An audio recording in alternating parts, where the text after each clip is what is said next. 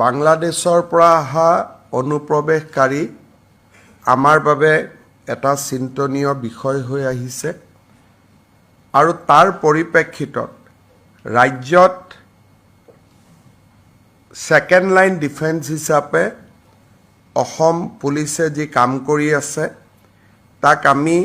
আৰু অধিক শক্তিশালী কৰি BSFৰ লগত এটা কোঅৰ্ডিনেশ্যন লৈ পেলাই বাংলাদেশৰ পৰা যাতে অনুপ্ৰৱেশকাৰী ভাৰতত সোমাব নোৱাৰে তাৰ কাৰণে আমি আৰু অধিক প্ৰচেষ্টা ল'ব বিচাৰিছোঁ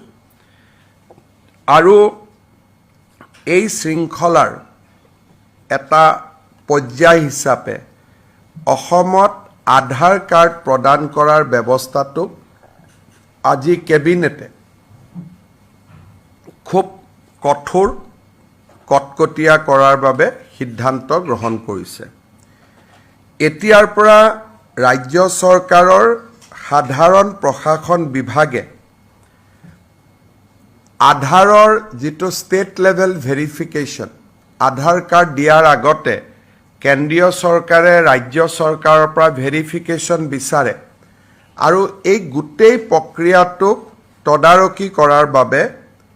ৰাজ্যৰ সাধাৰণ প্ৰশাসন বিভাগক নোডেল ডিপাৰ্টমেণ্ট হিচাপে কেবিনেটে আজিৰ পৰা ঘোষণা কৰিছে ইয়াৰ উপৰিও প্ৰত্যেকখন জিলা পৰ্যায়ত এজন এডিশ্যনেল ডেপুটি কমিশ্যনাৰক আধাৰ এনৰোলমেণ্ট ভেৰিফিকেশ্যন অৰ্থাৎ কোনোবাই আধাৰৰ বিচাৰিলে তেওঁক প্ৰপাৰ ভেৰিফিকেশ্যন কৰা হৈছে নে নাই সেই গোটেই প্ৰক্ৰিয়াটো তদাৰক কৰাৰ কাৰণে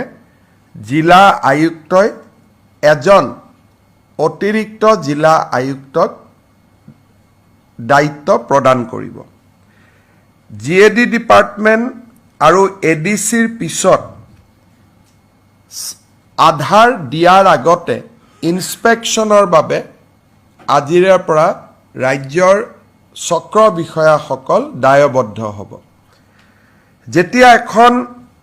এপ্লিকেশ্যন UDI অৰ্থাৎ যি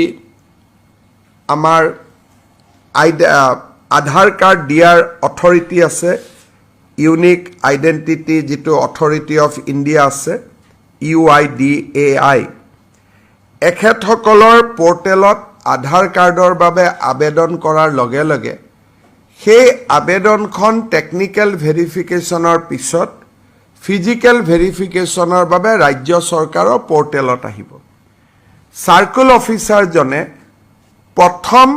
এই আধাৰ কাৰ্ডৰ আবেদনখন পোৱাৰ লগে লগে তেওঁ প্ৰথমে চাব যে ৰাজ্যৰ ৰাষ্ট্ৰীয় নাগৰিকপঞ্জী প্ৰণয়নৰ সময়ত এই ব্যক্তিজনে বা এই পৰিয়ালটোৱে বা তেওঁৰ পিতৃ মাতৃয়ে আবেদন কৰিছিলে নে নাই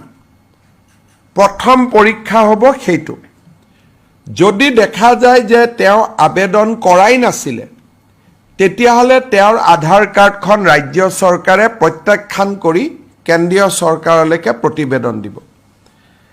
আৰু যদি প্ৰমাণিত হয় যে নহয় তেখেতে NRCত নিজকে ভাৰতীয় নাগৰিক বুলি আবেদন কৰিছিলে তেতিয়া আমি নেক্সট ষ্টেজলৈকে যাম আৰু যিটো ফিল্ড ইনস্পেকশ্যনৰ ওপৰত উচ্চতম ন্যায়ালয়ৰ যি নিৰ্দেশ আছে সেই অনুসৰি তেওঁলোকক ফিল্ড ভেৰিফিকেশ্যন কৰি ভাৰতীয় নাগৰিক এখেত হয় এই ধৰণে সম্পূৰ্ণ প্ৰত্যায়িত হোৱাৰ পিছতহে তেখেতক আধাৰ কাৰ্ড দিয়া যাব অৱশ্যে যিবিলাক ভাৰত চৰকাৰৰ কৰ্মচাৰী বিভিন্ন কামত 2014 চনৰ পিছৰ পৰা অসমত আছে স্বাভাৱিকতে তেওঁলোক যেহেতু পশ্চিমবংগ গুজৰাট মহাৰাষ্ট্ৰৰ নাগৰিক অসমৰ NRCৰ বাবে আবেদন কৰা নাই তেওঁলোকৰ ক্ষেত্ৰত এই নিয়মটো নাহিব কিন্তু ফিজিক্যাল ভেৰিফিকেশ্যন বা ডকুমেণ্ট ভেৰিফিকেশ্যন তেওঁলোকৰ ক্ষেত্ৰতো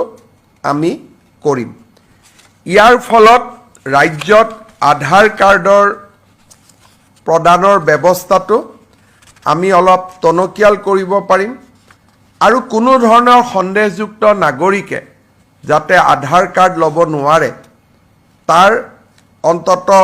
আমি কিছু প্ৰতিবন্ধকতা সৃষ্টি কৰিব পাৰিম। এই নিৰ্দেশ আমাৰ বহু অপেক্ষিত নিৰ্দেশ আছিল। সাৰ্কেল অফিচাৰসকলে নাজানিছিল যে কেনেকৈ আমি কাক আধাৰ দিব লাগে কাক দিব নালাগে। আজিৰ পৰা এই SOPখন কাৰ্যকাৰী হোৱাৰ লগে লগে সাৰ্কেল অফিচাৰসকলে এটা নিৰ্দিষ্ট তদন্তৰ মাজেৰেহে আধাৰ কাৰ্ড দিব পাৰিব। এইটো এতিয়াৰ পৰা আৰু স্বয়ংক্ৰিয় ব্যৱস্থা হৈ নাথাকিব যেন আধাৰ আবেদন কৰিলেই আধাৰ পাম তেনেকুৱা ব্যৱস্থা হৈ নাথাকিব। আজি কেবিনেটে ই এটা খুব ডাঙৰ আৰু গুৰুত্বপূৰ্ণ সিদ্ধান্ত গ্ৰহণ কৰিছে।